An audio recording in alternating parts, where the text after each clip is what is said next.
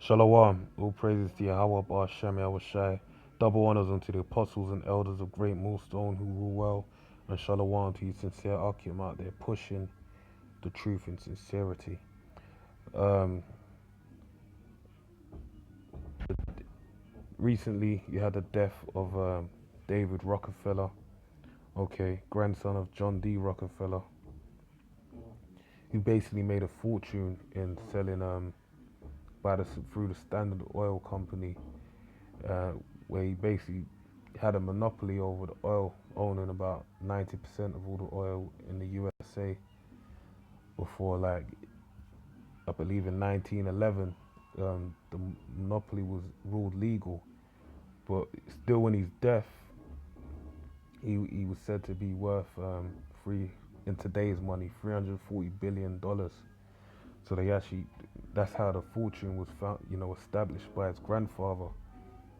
Okay, and also his father, John D. Rockefeller Jr., moved into philanthropy and real estate, giving land to the Museum of Modern Art, the Met Museum, cloisters, even the Twin Towers, to show you how, and we understand the Rockefeller family is the American form of the Rothschilds. So they control the earth. So showing you the Twin Towers when they went down, that was part of their agenda. And we understand that because it was actually outlined by the Rockefellers, both John D. Rockefeller and also David Rockefeller himself, which I want to bring out some quotes on that. But I want to get into this article. Okay, this is from RT.com. It says billionaire banker David Rockefeller dies aged 101. Former Chase Manhattan chief executive David Rockefeller has died at the age of 101. Rockefeller died in his sleep at home in Pocantico Hills, New York, on Monday morning as a result of congestive heart failure, according to a family spokesman, Fraser P. Seatel. Okay, and he had 6 heart transplants in his lifetime. The 6th one actually being at the age of 99. So he lived more years than was needed, and it makes all the sense him dying from heart failure. Okay, and just another point to mention is that his father and his grandfather both donated between them $1 billion towards health research, 500 billion each, 500 million each, basically. So I believe that we know that the elites are all into transhumanism, trying to, extend their life, become immortal, and it's fitting that he actually died as well on the day of the spring equinox. Now, if you know anything about the spring equinox, when you deal with paganism on the left-hand side, they believe it's the start of spring. And also they believe that, when you deal with pagan holidays, it's held in high esteem. That's why you have Easter. You have different, if you check into many different cultures around the world, they have many high holy days dealing with the spring equinox. So it's fittingly died on that day. You never know what they could have tried to do. They could have tried to, use that energy to do a transplant, another heart transplant, or they could have actually used that. They could have even done something like they show you in the movie Get Out, where basically, brain transplants into a younger body and etc. etc. Okay, but the point is he's dead. Okay. The businessman who had the estimated fortune of $3 billion retired as the head of Chase Manhattan in 1981 after a 35-year career. In a statement from the Rockefeller Foundation confirming his death, Rockefeller was described as one of the most influential characters in the history of American philanthropy and finance, considered by many to be America's last great international business statesman. Okay, and most of his family, the Rockefeller family, that clan of demons, they all got jobs within finance. I believe finance, but I definitely know they got jobs within the government. Okay, you know, many of them they got various jobs, places in key places of influence. And in one of the speeches that was leaked in 1991 of this same Rockefeller that died, um, David David Rockefeller, basically, he actually said that, you know, he thanks the Times, the New York Times, various magazines of influence for them carrying out their agenda for the past 40 years to make people more accepting to a new world order, okay, in which he's greatly, you know, greatly responsible for. So lucky about that.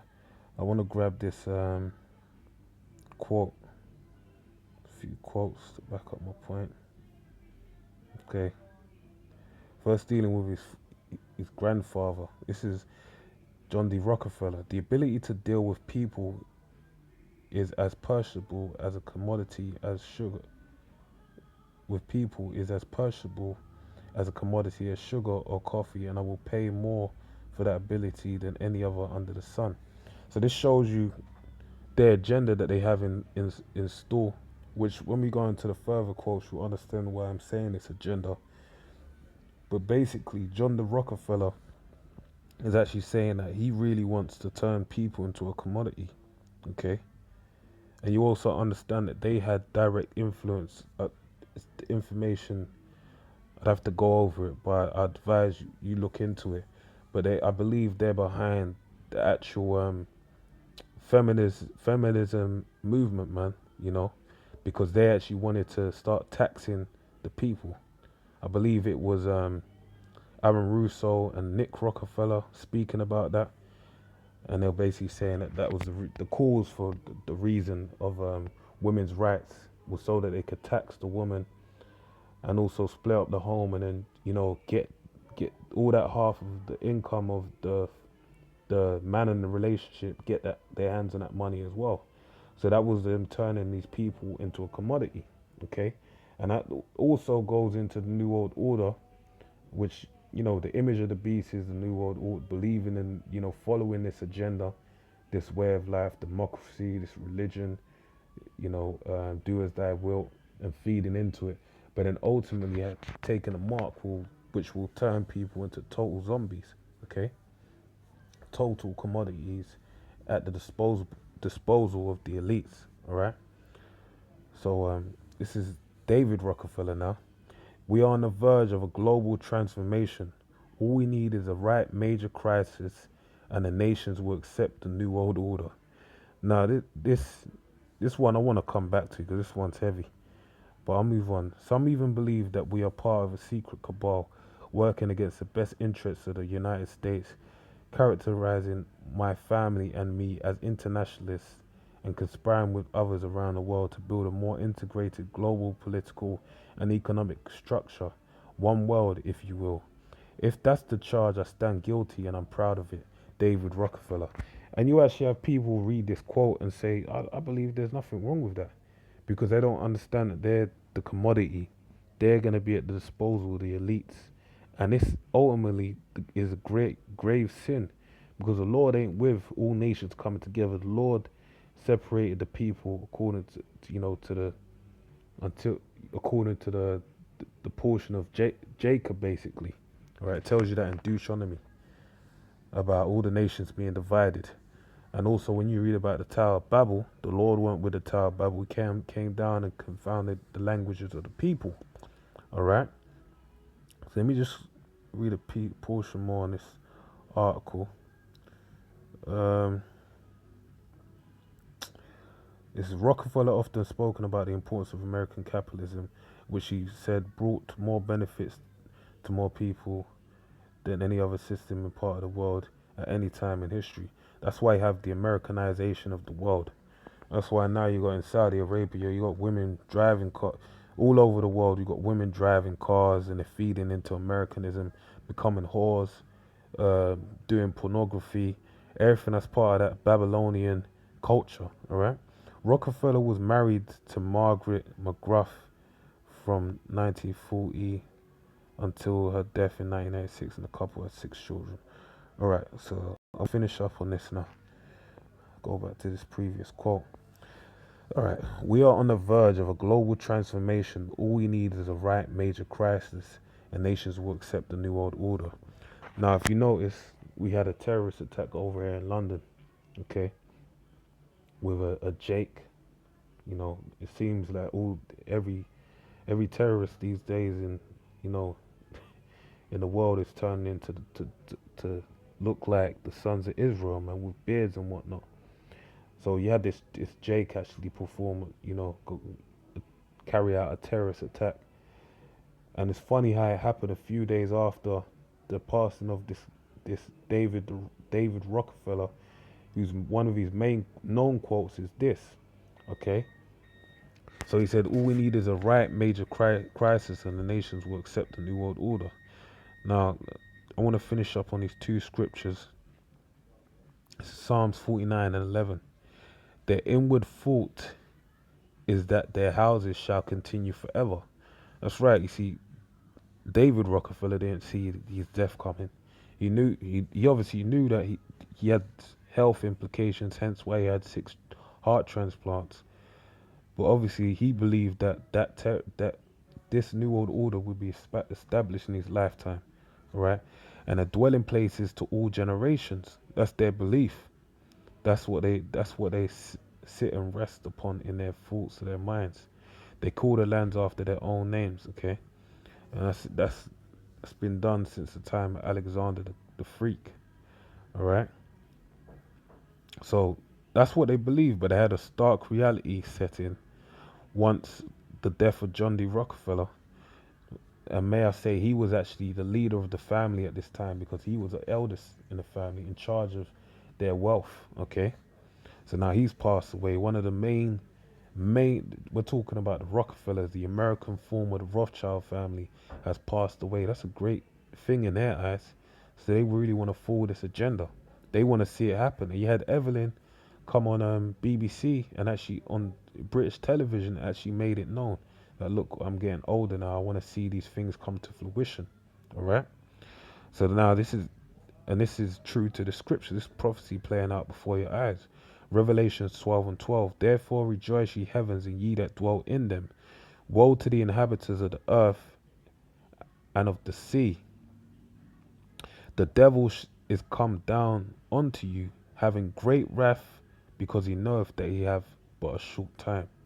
And that's why after this, especially dealing with this terrorist attack that happened in London, that happened, Theresa May, they got her out of the Parliament building, and she was taken straight to the Queen. Then after the Queen, she was taken to the Cobra meeting dealing with the police forces, where they actually hashed out the forward steps that need to be taken to tackle terrorism, okay? Which is basically more infringements on the rights, the little left rights that the people have in this land, okay? To forward their agenda, because it's only going to get worse. It says the devil is come down, the devil being the so-called white man. That's why it mentions, the devil's, the so-called white man is come down onto you, having great wrath, okay? And we're yet to see, the greatness of his wrath is yet to be seen. That'll be shown in the time of Jacob's trouble, okay? Because he knoweth that he have but a short time, and he knows he has a short time. Especially when you have the eldest over these families, the elders over these banking elite families, these devils, these Edomites. They know that they don't have a long time upon this earth, and they want to see these things manifest before their eyes, everything they've been working for. So with that, I pray you're edified. Say all praises to Yahweh, Hashem El Shai, double honors unto the apostles and elders of Great Millstone, and shalom to you sincere Akim. Shalom.